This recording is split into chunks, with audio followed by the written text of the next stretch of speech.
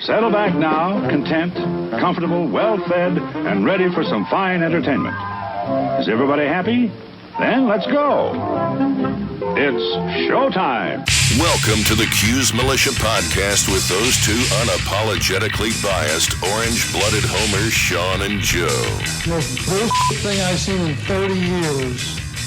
What's up, Cuse Nation? Thanks for tuning into the Cuse Militia Podcast with Sean and Joe. If you like it, please share it. The universal handle for the socials is @Cuse Militia. Go there, join the militia.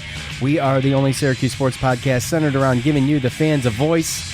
Welcome. Happy Thursday. We're back. A little bit of Cuse news, a little bit of football news, a little football juice. A little bit of the schedule was released yesterday. I got electricity back just in time. We were going to make it happen anyway, just so you know, because still, though, it's kind of crazy. That's how we do it.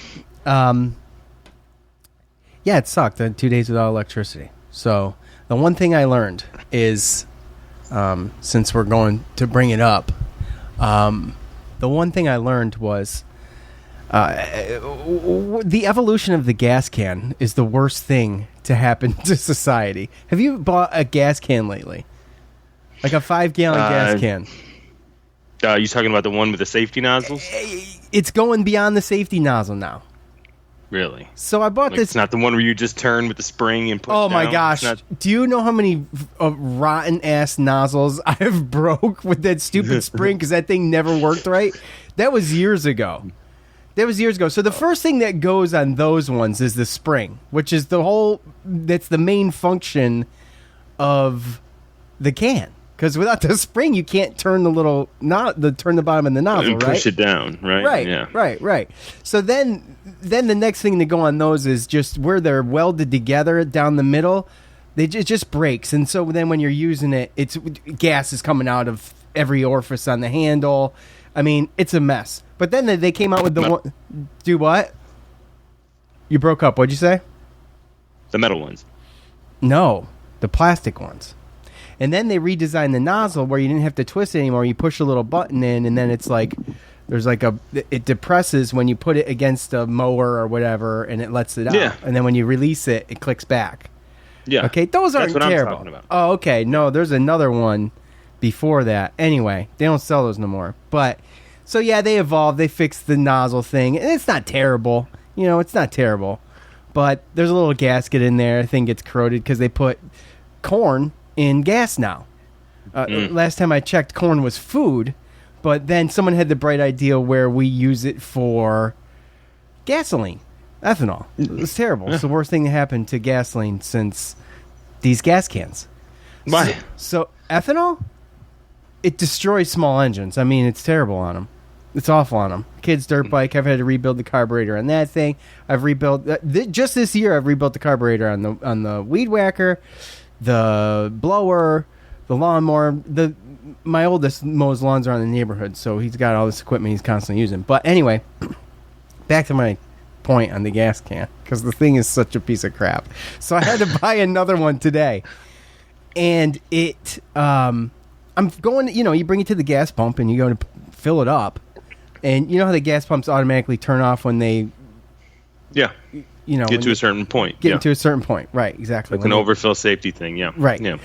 So this thing will not let me put gas in it. And I'm like over and over and over again squeezing this handle. Click, click, click, click, click. I'm like, mother effer, man. What the hell is going on? I look down in there. There's a little insert. There's a little insert in there now with a bunch of little holes in it. So like a strainer. So you got to hold it way up from the opening, not out of the opening, but up towards the getting in the opening to fill it up. And then they're so dark, I can't even see when it's full because the nozzle's not in there anymore. So now it doesn't automatically shut off. So what do you do? Can we? So my point is you squeeze a little bit and then you look. Oh no, I got a little bit more. Okay, squeeze a little bit. Okay, I got about another couple inches to go here. So anyway. Man. Well, I didn't mean. I tell you what. I didn't mean for that to evolve into that. But anyway, that's what I went through today. That was 2 days of frustration of not having electricity, and all you did was take it out of the gas can. So yeah, I'm kind of cool with that. Yeah, look, Tyler. Not people. Yeah, exactly. No, totally. I mean, Tyler checked in on us, right? Made sure we were okay. We both got hit a little bit. Just a huge mess at my house. And I lost power for 2 days. You know, I got a generator. It's okay. It was warm upstairs sleeping, like a lot warm. Okay.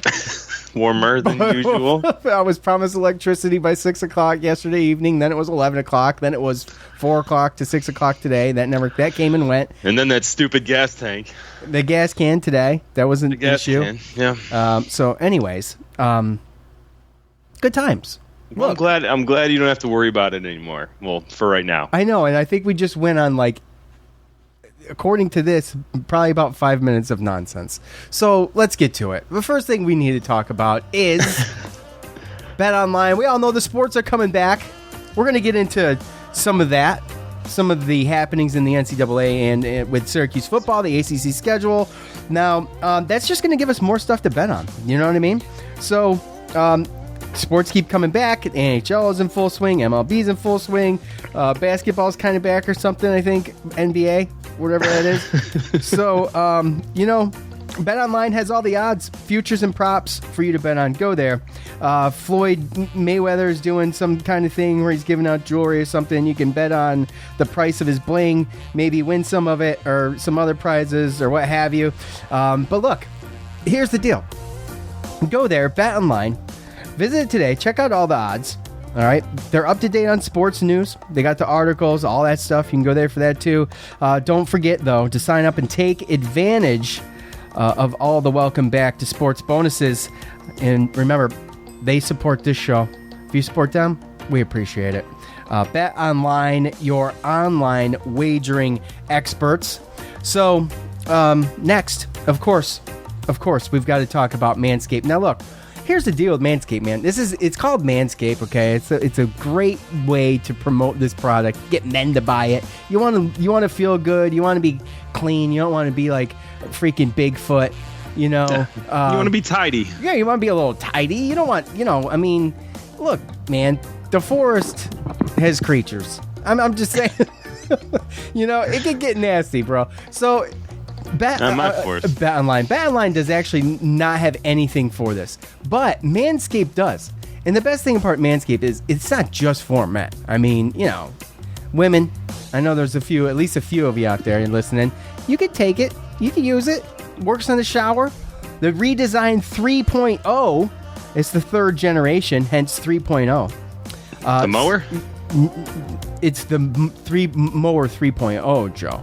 The lawnmower, the Manscaped Lawnmower 3.0 has been redesigned again. You're going to wait for the 4.0? Why would you do that? That's like next year. Get the 3.0 this year. You need it now. Guys, trust me. I got the skin safe technology. We all know that. They got a cool little stand it puts on. You put it on charger. It looks good. It's sleek. You can get the package with all the fixins, man. The lotion, the cologne, which I've had from the 2.0. I still got it. Little bottle too, man. I use it every morning. The guys at work love it. They love it. They can't keep their hands off me. So, go to manscaped.com. Try it out for yourself. Get 20% off plus free shipping when you use the promo code armchair. That's manscaped.com. Promo code armchair. Get 20% off and free shipping. Promo code armchair, manscaped.com. We appreciate you. Thank you. Okay, Joe. So, sir, let's start with something that I'm not like totally shocked about, but I want to just get out of the way. Well, maybe we can have a little discussion real quick. Cooper Dawson, he did tweet out, and I believe it was Yes, was it yesterday? Or was it today? It was today. Yeah, I think it was today. Yeah. It's been a long day. Due to concerns of COVID in the upcoming fall, I choose to opt out of the 2020 season. I wish all my teammates the best of luck this upcoming season. You all remember Cooper Dawson. We had him on the show. He had that viral signing day video with his buddy. Yeah. and all that stuff. Now, every player in the NCAA is able to opt out this season due to the Rona concerns and and have their scholarship honored. Okay, so everybody has the option here. Coach did a virtual press conference. He said there's some people that are pending, but right now he's the only one, talking about Cooper, that I'm going to talk about. Baber said Thursday, according to Syracuse.com, we got guys who have mentioned it, guys who have talked about it. They're going to talk things over with their parents, and they're still pondering some situations, okay? So Coach addressing some of that. He's not going to address the other guys. So there's a number of other players that are thinking about it. So it's only a matter of time before players all over the place start kind of trickling in a little bit and opting out for the 2020 season. Which, let's be honest, Joe, is it going to happen? I mean, just to kind of tether it together, UConn, first D1 school for NCAA football to basically cancel their season over Rona concerns. So yeah, I tell you, if that's the one that starts to the dominoes to fall, I'm going to be very upset. I didn't even know UConn had a football team. So well, yes, you did, but they've been talking about possibly disbanding it or going down to D1 AA just so they can get back to the Big East in basketball.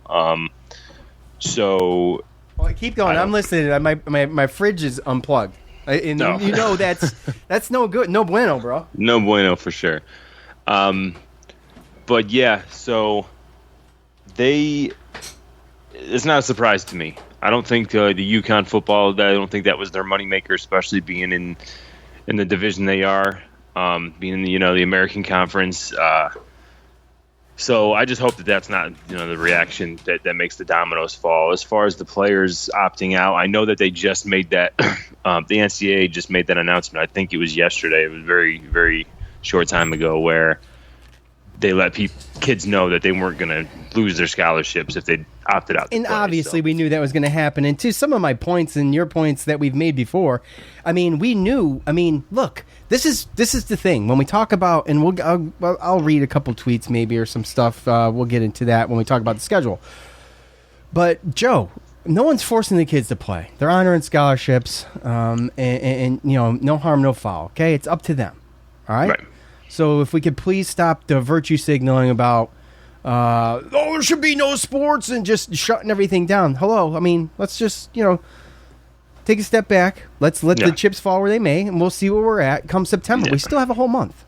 I don't really want to speculate, right? So it's just one of those things where I'm just cautiously optimistic, and I'm going to talk like there is a season going on now. Exactly. The schedule came out today, and yesterday. Now you do have players that have been opting out and stuff, players coming out and talking about, well, you've seen news all over the place about schools opening up and the players and what they're talking about as far as how the schools are handling the protocols and stuff like that. Some schools are getting in trouble. Some schools are handling it well. And I think Syracuse is one of them. I still am worried because of the state they're in, that there isn't going to be some crazy little curveball the closer that we get. But, yeah, I'm going to be... As far as New York, you're saying? Cuomo in New York? Right. I mean, we talked about last time about how they're a little bit... John Wildheck was talking about how he's hoping he can get an exemption from the 24-hour travel rule coming back into New York, and Cuomo was basically like, yeah, I'll trust him and do it safe. Okay, well, I'm glad that whatever. It basically was like, we trust them to do it safe. I'm sure they'll do it safe. They do travel with doctors, and they do probably get tested more than the average person. So, I mean, why wouldn't you? They're getting their fever. They're getting not their fever. They're getting their temperature checked all the time. Doing tests. Yeah. So I think Baber said something like they've already done like 1,200 tests or something. So yeah, that's insane. That's so much.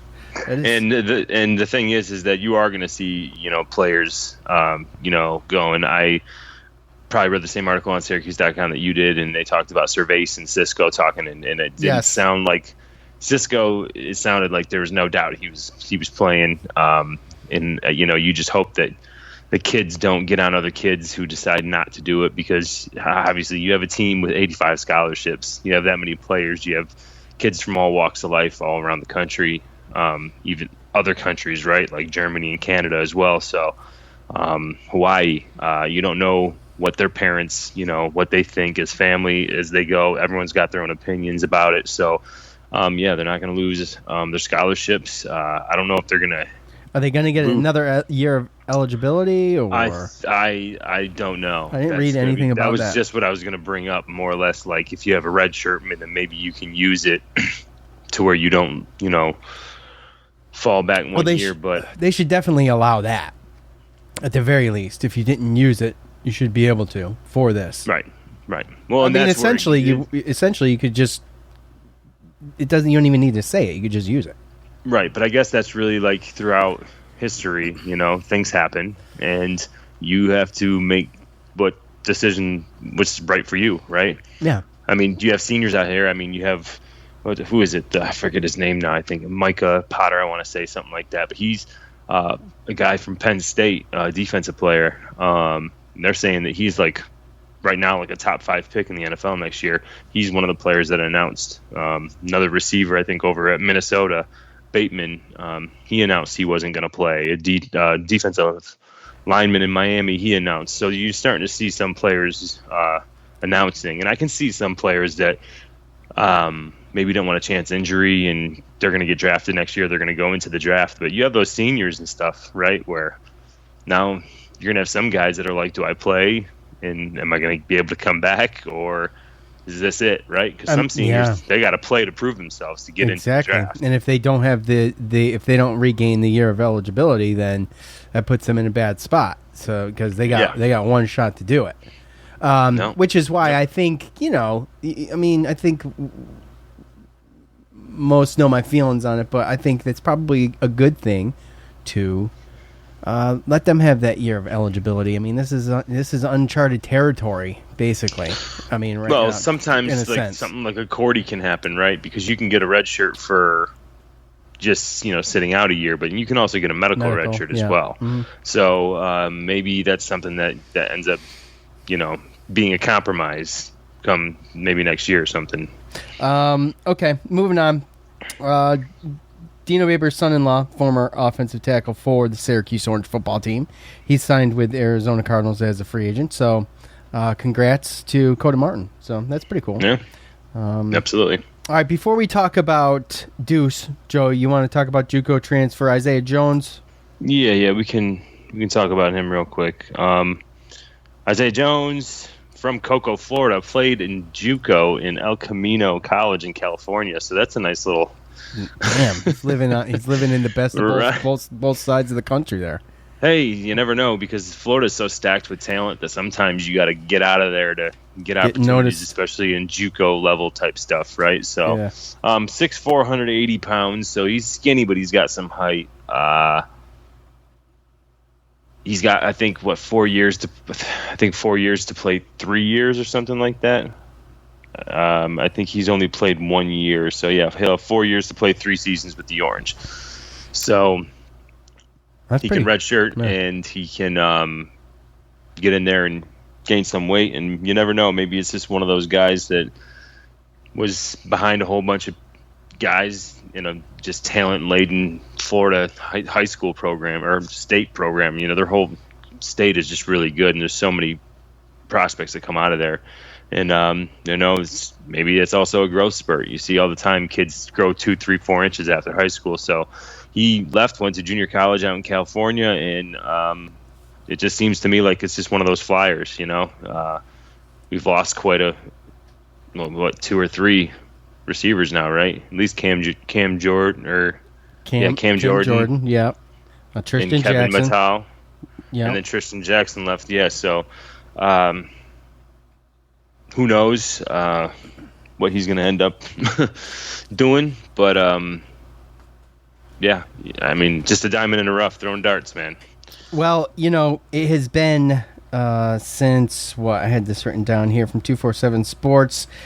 Darian Deuce Chestnut, he's going to be the program's highest rated recruit since 4-star cornerback Wayne Morgan back in 2012. He's a 4-star cornerback from Camden High School in New Jersey. He announced this weekend he's going to attend Syracuse. Put out a cool little tweet, a little video. And, he chose Syracuse over Miami, Louisville, Michigan State, and Rutgers. I mean, Rutgers, no big deal, but some good schools in there to pick Syracuse over. So 5'11", 180-pound DB, recorded 47 tackles, 5 interceptions, and 13 pass breakups as a junior last fall. He's rated top 25 cornerback nationally and 6th in the state for the 2021 recruiting class. With a year left to go, and can bump those numbers up even more. So, a good talent, Joe. But we don't see the 4 stars. We've talked about it. We've kind of beat the drum on it, and maybe even beat the dead horse on it. So, we definitely have. But good. It's good. I mean, it's looking up. I think the recruiting for Babers has just been. It's been slow going, but it is on an incline. Just in general, I feel. Yeah. As time goes, as the years go. This will be the 16th recruit of this class too, by the way. So. Yeah, well, and you have a situation too where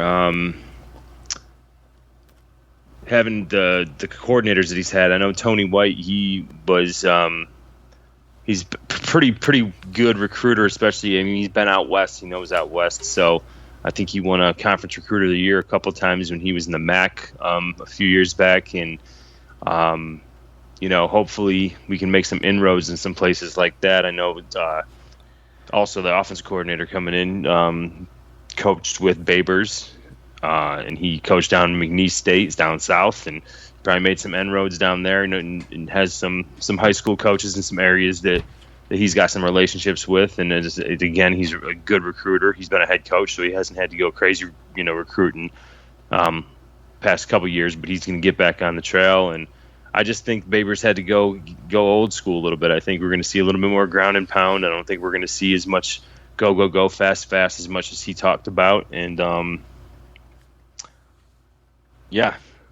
it's just when you get these 4 stars, you get excited. I know I get excited every single time we get one because it's once every 10 years. So yeah, it's just the one thing that gets me here is like when they bring it up, the last guy, Wayne Morgan, he was a pretty solid player, but I mean, I don't think he lived up to his 4-star and that prestige. Isn't that the kind of the deal with the stars? Yeah, I mean, that's really the deal anyway, right? Yeah. Yeah, just in general, you know what I mean? Just in general, right. I mean, 4-star, like you said, Joe, pretty much ready to come in and play. I mean, all but ready to play, I guess, to some extent. And, the 3 stars, they need work. Most of the 3 stars we see are they're turnover players. They're players that are going to sit a year. They're players that are going to come in later. They're going to learn the system for a year for the most part, come in later. So it's just a different type of program when you look around to the Clemsons and all. But there's plenty of 4 stars and 5 stars that bust versus 3 stars like absolutely. Cisco. Absolutely, yeah. Going back and looking back on Cisco, yeah. All-American. Yeah, totally. Right. So cool. Anyway, but all right. Chestnut, yeah. Yeah. I like Deuce. He's a good player, man. I watched his tape. Yeah. He's got some good. I mean, he played receiver and he played corner, so he's an athlete. He's got the size special to play teams. safety and corner and special teams. Right. He's got speed, so looks like a good addition. I mean, on paper, and going towards recruiting classes and all these little websites that people are going to look at and judge, he's our best player. So, he's the best recruit. Obviously, takes the cake on that so far. So, all right, let's talk schedule, Joe. But before we do it one more time, I just got to mention our friends over at Bet Online. You know that they are the title sponsor for the Cuse Militia podcast and Armchair Media as well. You can go there for sports news. You can go there to bet. And as sports are coming back, so do your chances to bet on them with our exclusive partners, betonline.ag. Baseball, all of the good things there. And, the NBA. And then, we got college football coming up hopefully soon in about a month. You shake your head, Joe, but the NBA is just okay. I mean, actually, it's not. It's subpar to me. It's not even fun to watch. And my son watches it, so it's on. So I do. It's not like I've never given it a shot. It's just, to me. But you can go bet on it. Go to betonline.ag and bet on it. We appreciate it. Hey, if you're gonna use an online betting spot, go to betonline.ag. We appreciate it. Check it out today. Check out all the odds. Up-to-date sports news. As I mentioned earlier in the other read, they do have stuff for you to read there too. So you don't just have to bet. Don't forget to sign up. Take advantage of all the welcome back to sports bonuses. Bet Online, your online wagering experts. Thank you, Bet Online. Okay, so Joe, we can do a little feedback here, fan feedback here with this. Now, I didn't get nearly as much as I thought I might, but it doesn't matter. Here's the other thing. I'll just say this, and I might as well, because I mean, maybe you've noticed, maybe you haven't. Probably haven't. Probably didn't pay any attention at all. I don't go on social media much, especially during the off season. I enjoy going at my favorite. I hate Twitter unless it's during a game. Then I love Twitter. Other than that, though, I don't check my Twitter. I rarely tweet. We become very stagnant on the socials, and I apologize, but it's a motivation thing for me. It's just not fun. And I don't have a ton of time to do it, and Joe never does it. So, Yeah.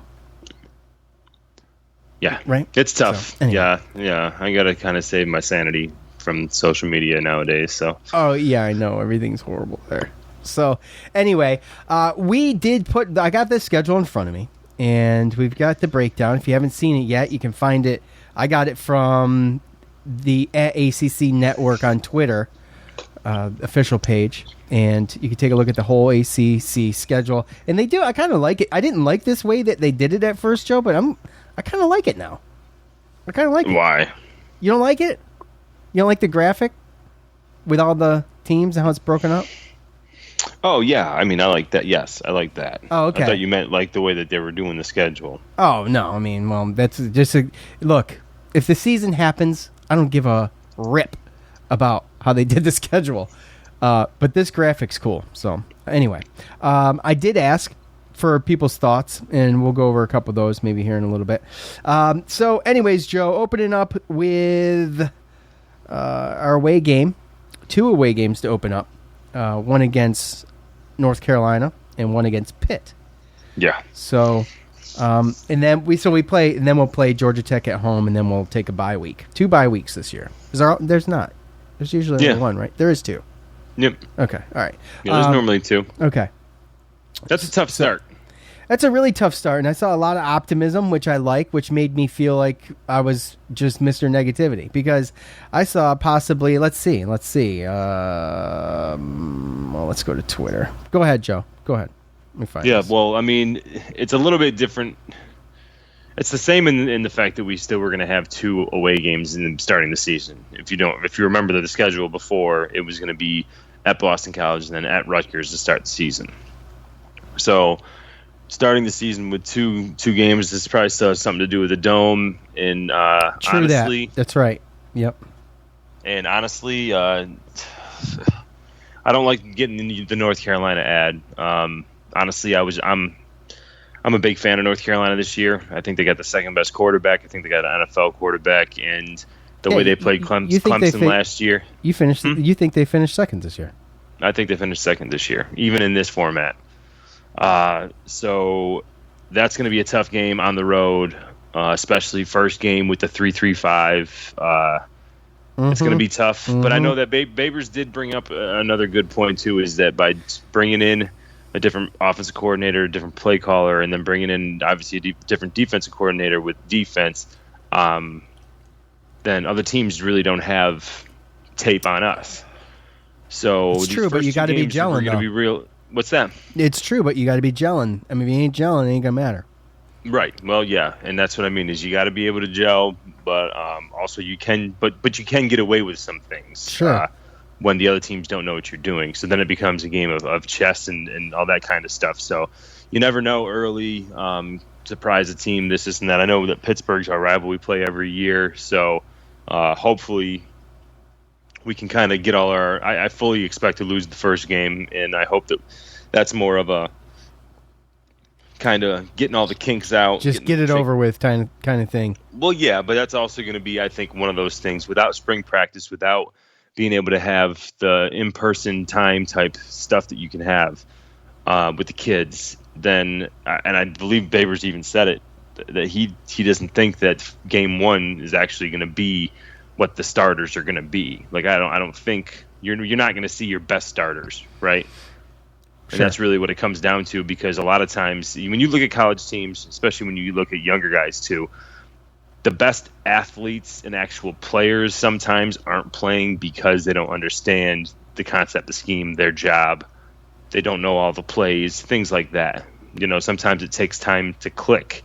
And I think when you talk about changing schemes like that, I think you're going to be more confident as a coach going into week one with the guys that know the calls. If you don't know what you're doing, then you can't be out there, no matter how fast or strong you are. So it's going to be interesting to see, and I think that's going to be kind of get the kinks out, work it out. I just hope we don't get embarrassed too much. Dominic at Baptized by Fire 7 on Twitter. I believe we can start out 5-0. Probably we'll start 4-1. We'll settle for 3-2 out of the gate. Boy, Dominic, you just started really high there, and your expectations just started to dwindle towards the end of that tweet. But I agree. If we could go 3-2, take Georgia Tech, Duke, Liberty, and maybe start 0-2. That's how I see it, in my opinion. It's a possibility. I'm just telling you where my realism's taking me. It's not negativity. It's my realism. Yeah, I mean, I'm good with 3-2 there. I'm right, good with totally. 3-2 there. Yeah. I think I'd be upset if we went 2-3, unless it's just one of those things again where it's just we go through our first two games and we still just haven't gelled and it just looks ugly. If you go hold on, I got a question before you go on. If you go 2-3, where's your first three games? 0-3 or 1-2? 1-2. Okay, all right. So you're chalking up Duke as a loss. It'd be 0-3. It would be 0-3. Okay, all right. Okay, that's why I was wondering. I'm actually kind of confident in. I went to the Duke game last year. Yeah, they stunk. And we're playing them home. But they have a new quarterback too. There's a good chance that we will have more fans in the Dome this year in that game than Duke had their fans at home last year. What do you think, Joe? That was bad. I mean, I think really the first two games you got to go in. I mean, I'm expecting 0-2, but these Pittsburgh games has just been wild. I know they've been tight though. They've been right there. So yeah, and Pickett's not a bad quarterback. They got him returning. They got a running game still. I mean, you know how they play. I mean, they give us fits, but we play back and forth. We play tough. It's just really where we are with the new schemes. And like, again, we talked about just gelling and stuff. I mean, I just hope that with whatever we can figure out with passing, whether we have to lean more on our tight ends or more on screens with running backs, maybe get Jawar Jordan in there more and then pounding the rock, running the ball the way that we did the last 3 out of the last 4 games last year. If we can do that, then, I mean, a team like Pittsburgh, we're going to be able to stay in the game with. And then a team like Georgia Tech and Duke and Liberty, we should be able to win. It's just kind of just getting everything all together and being able to play together and figuring out who's who and who's better where. I mean, these kids were recruited to play different positions from different coaches. So you got to try to figure out, right now they're trying to figure out, is this guy a safety? Is this guy a linebacker? Is this guy a corner? Is this guy a safety? Is this guy a linebacker? Is this guy a defensive end? Like, they're still trying to figure that stuff out. So, yeah, absolutely. They haven't had much of a chance. And by the way, that reminds me too that some form of practice did start today. So and the whole schedule's out, and I can't remember where I saw it, but you can probably find it almost anywhere. No media allowed type stuff, right? Very private, just like it always is to start the year. So yeah. At James Zuba on Twitter, never heard of him. My thoughts are that UConn officials will be remembered as visionaries and heroes of our time for being the first to cancel the football season. Yeah, congrats. Like Joe said, if we unravel from that, then that's sad. It's a sad day. But King of the Weenies, UConn. Appreciate that. One more from Twitter here. Let me see what this is. At McDorchester. Okay. He says, I have 2 thoughts. If they played this full schedule, Orange could have a record as good as 8-3, losses to UNC, Clemson, and Notre Dame. So that's very optimistic. That's very good. I like that thought. He should have stopped it there. He should have stopped it there. He goes on, though. He goes on. He says, 2, they should not play any games at all because we are in the midst of a dangerous effing pandemic. And then he mentions Jesus. I'm not sure why, but he mentions Jesus. That's very sweet. So, anyways, 8-3, Joe. That's pretty hardy. That's pretty hardy. The losses I agree with. I just think there might be more. But look though. I mean, you know, never know. I mean, Louisville's tough, dude. They won 10. NC State, he doesn't have on here as a loss. He's got UNC, Clemson, Notre Dame. NC State's tough, man. They're tough. That's a good program. But NC State wasn't. They weren't. So they were tough, and they have a good quarterback. Well, that's true. Really the whole thing. So last year, that's right. You're right. Last year they had a rough time. They did. When they had Finley, Ryan Finley was kind of the glue and I that held still that don't team think together. they've shored up their quarterback situation. So Louisville bounced back, though. Louisville did bounce back last year. Yeah, Louisville definitely bounced back, and that's what I was going to say. They had an article in Inside the Loud House. Neil Adler had had an article about 247 Sports because the schedules obviously they got released today. We're talking about them, and they said that the guys from 247 Sports, they kind of ranked them or whatever, and I guess the average they came up with Syracuse was to finish 13th out of 15th. So it's well, it's always grim, right? I mean, don't we always go through that kind of? It's always grim. Syracuse is going to suck. They're going to be at the bottom of the ACC. Thing is, you got to kind of deal with that every year. The thing is no one really knows. All you can really know and look at is like what you know coming back from last year. But sometimes people lose players and they got somebody else that becomes better. That's right behind them, right? So, right.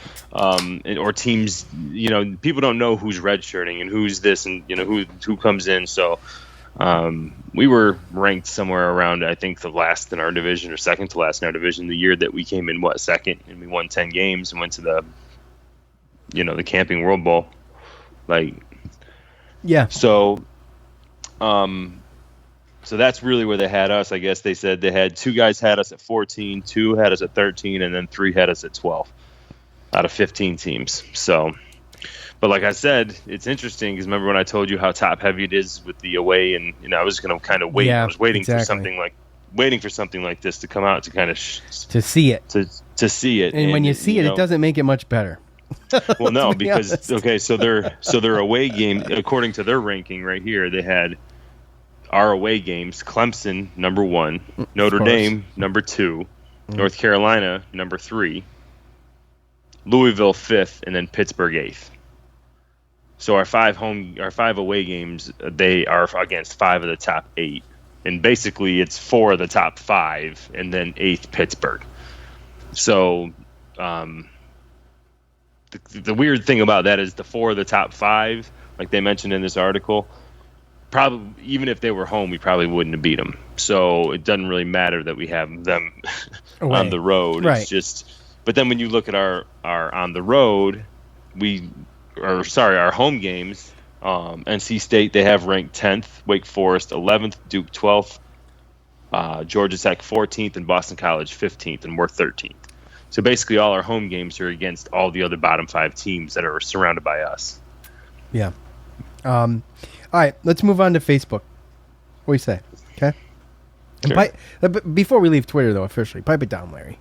Calm down. Let's go with Tim C. from Facebook, who's always the optimist in everything Syracuse Orange. I don't know how people like this call themselves fans, but obviously, Cuse not playing a real team for a non-conference game. Well, okay, so there's some criticism here. I've heard that, well, it's not a rivalry. It's called a rivalry game. And I agree. It should have been. But, I mean, we're having a hard time, guys, to scrape up a schedule. And, well, non-conference don't have to be rivals. I know, but it was called a 1, non-conference rivalry game. That's what it was portrayed dubbed as. Okay. Yeah. So, in all fairness, but the Liberty thing, I mean, it's fine. They owed us a home game, right? Is a three game series, I believe. So we're supposed to play one more there. But I mean, guys, we kind of need a Cush game. I wish it was the third game of the season instead of or maybe even the second. First is too easy, but the second would be nice. Be like just to see what we got. I mean, let's be honest. When we watched Syracuse at Liberty last year, you didn't end that game and finish watching that game and go, yeah, man, I'm feeling really good about Syracuse this year. You know what I'm saying? Oh God, no. We kind of knew what we were going to have to watch, and they got a little better, but as they always will. But some of these, that's like you said. I mean, it's going to say the rivalry thing, and if anybody who wants to bang on us, that's fine. Virginia Tech plays Liberty as well. Wake Forest plays ODU. Pitt's going to play Maryland.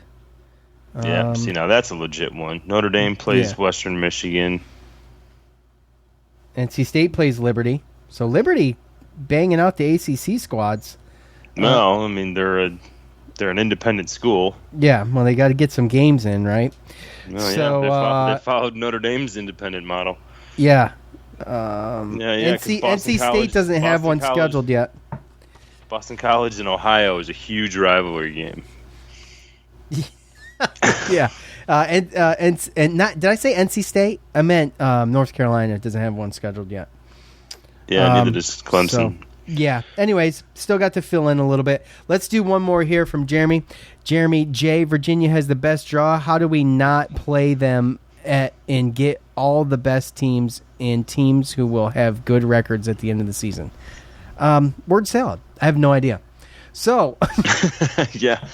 I mean, I don't know. I think that there's a lot of teams that are down in the middle. So when you look at the top 5 teams, I don't know. Virginia doesn't look like they have the easiest draw. I saw some other ones that looked a little easier, but nonetheless, put this all together. I mean, they're all kind of tough draws, Sports, right? I mean, they're all kind of tough. Let's be honest. 247 Sports is, I'm sure that they have something out there now. If they had all that information right there, I mean, you could go through and do that. But, I mean, what do you think about it? Because it's tough for me. Because about what? It's like, well, about this, just the overall season schedule. Like, again, obviously. I got to be honest. If this happens, I mean, I'm excited about it. I think it's going to be interesting. I don't want to say if anymore. I want to talk as if. I know. I tried catching myself. I tried catching myself. Look, I'm excited about it, man. All right, I'm excited about it. Look, we're trying a little something different. I don't think it's ever a bad thing when you try something different, even if you're forced into it. Let's see how it plays out. We don't have the 2 divisions. We got the 1 division, which Joe and I kind of banged on a little bit yesterday. But, I mean, the 1 division is kind of the same as the 2 divisions as long as you have the rotating schedule still the way it used to be. I mean, you could still – it's almost like, I don't know. It's not that big of a deal. But I do honestly like the 1 non-conference game in a lot of ACC. I do like that. Yeah. Well, I mean, when you look at it, we normally play a 12-game schedule, right? So we're short 1. So we could do a 2 like on a regular year, Joe. To my point, you could do a 2 non-conference games and then a 10-game ACC schedule. That would be fun too. Yeah, I think as long as they leave it like that. I think if they want to continue forward, but then they want to go back to the 4 non-conference games out of the 12 games, and we're only playing 8 conference games. Notre Dame ends up leaving, and we have 14 teams, so there's 13 other teams other than us, and we're only playing 8. There's 5 teams left out every year you don't play in 1 conference. I don't like that. Yeah, I know. Well, you'd have to figure out how to rotate it properly. We figure out how to rotate it properly, but but again, I mean, I like the idea if you keep it at a 10 conference game schedule, I guess is my thing. Because you're talking about there's only 3 teams. There's only 3 teams you don't play. Yeah. It can't be less. Right, Joe? Is that what you're saying? Yeah. That's basically what I'm saying. I don't want it to get to a point where there's five teams you're not playing, and then you get some teams that maybe aren't playing 3 or 4 of the top 5 teams every year, or one random year. I mean, I know you can't every year, no matter what, whether there's divisions or not in a conference, it's not going to be 100% fair. It's not going to be 100% strength schedule is going to be the same, but let's see. I mean, everything's an experiment right now in the way they're doing it, but yeah. I mean, what do you think? What do you think the first 5 games when they said? Like, if you look at it, do you think that the first 5 games of our schedule, record wise? Yeah. Oh, like I said, I think I'd be happy with 2 and 3, but I could see 1 and 4. But I think we can do. Or 3 and 2. Excuse me. I'd be happy with 3 and 2, but you could go. I do see a possibility of going 1 and 4 too, but I don't think so. I think you go at what least about 2 and 3. I think you go 3 and 2. What about Clemson? So we lose to Clemson, right? So what? 3 and 3. Yeah, let's just be realistic here. Yeah. I mean, if I'm a betting man, yeah, we're going 3 and 3 there. Wake Forest, we're going 4 and 3. Boston College, that's a possible 4 and 4. Louisville, 4 and 5. NC State, it's a tough one. I'm going to go 5 and 5. Yeah. Notre Dame, 5 and 6. Right. But I mean, who knows, dude? Notre Dame might get the snot kicked out of them by the time we get to them.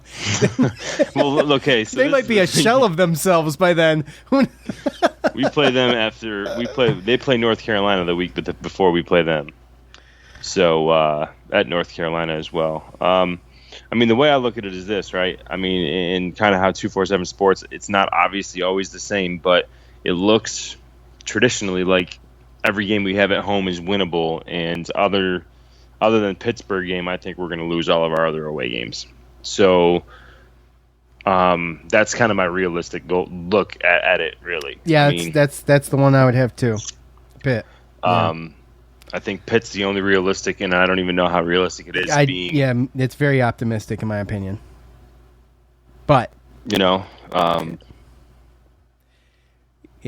Dude, we win all the home games. If we win all the home games, then what? We go 6 and 5. Mm-hmm. But I know that you look at that Wake Forest Boston College back-to-back week, and you're like, that looks like 1 and 1 to me, right? Yeah, Boston College killed us last year. That's the game that we just got smoked. And I don't know what Boston College looks like in 2020, but we got smoked at home last year. They still got they still got a good running back, because I remember their backup running back was good too. Yeah, they killed us. They killed us on the ground in that game. And they have one of the 2 top ACC line or like offensive lines in the ACC. So they're going to be able to pound the ball for sure. And that's what killed us last year too. Last 2 years. And that Wake Forest game, right after that away game at Clemson too. That's tough. Having those 5 games, having Clemson right in the middle of those 2 bye weeks, it's rough, man. But the good thing too is that we don't have any. I went ahead and checked, and I was looking at all of our games and then the opponents and what they had previous week, and there's not any opponents that have any type of upper hand by having a bye week the week before we play them. The only team that does actually is Louisville, and we actually have a bye week that same week as well. So we're both going to be having basically 2 weeks to prepare for each other. Yeah. And I think that's our only Friday game right now that's scheduled for 11:20 is at Louisville. So 11:20 at night. 11:20 on a Friday in the morning or at night? No, 11:20 is the date. November 20th. Oh. Yes. Sorry. Oh, because it says 11:21 above that. Yeah, so those are the Saturday dates, and then where you see the other dates in that week, it's like if it's a Thursday or a Friday. Yeah, so it's like okay, I gotcha. All right.